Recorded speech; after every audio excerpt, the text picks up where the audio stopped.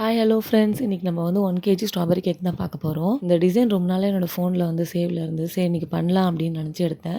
பார்க்கும்போது ஈஸியாக இருந்தது. பண்ணும்போது பார்த்தீங்கன்னா ஒரு பக்கம் பண்ணுற டிசைன் ஒரு பக்கம் போகுது, கீழேருந்து மேலே போகிறேன், மேலேருந்து கீழே போகிறேன், எப்படி எப்படியோ ட்ரை பண்ணுறேன். ஆக மொத்தத்தில் எனக்கு அந்த டிசைன் வரல. டிசைன் வராது ஒரு பக்கம் இருந்து பார்த்தா கைவலியே ஸ்டார்ட் ஆகிடுச்சு. என்னடா இது அப்படின்னு நினச்சிட்டு நமக்கு வந்து சோதனை நினச்சி எப்படியோ அந்த டிசைனை கடைசியில் நான் முடிச்சிட்டேன்.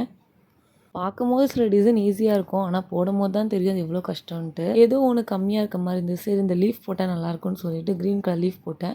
அதுக்கப்புறம் தான் கேக்கே வந்து கொஞ்சம் நல்லா லுக்காக இருந்தது. அட்லாஸ்ட் நான் பார்க்கும்போது ஓகே நம்ம போட்ட டிசைன் தானே நல்லா தான் வந்திருக்கு. உள்ள பண்டி டிங்கரிங் வேலை பார்த்தாலும் அது வெளில தெரியாத அளவுக்கு மேனேஜ் பண்ணியாச்சு. டிசைன் பண்ணதே பெரிய போராட்டமாக இருந்தது. கேக்லாம் வந்து டெலிவரி கொடுத்ததுக்கப்புறம் என் ஹஸ்பண்ட் வந்தாங்க. ஸோ ஃபோட்டோ காமிச்சிட்டு இருந்தேன். அப்போ அவங்க கேட்டாங்க எந்த ஸ்கூலில் படிச்சு அப்படின்ட்டு. ஏன்பா அப்படின்னு.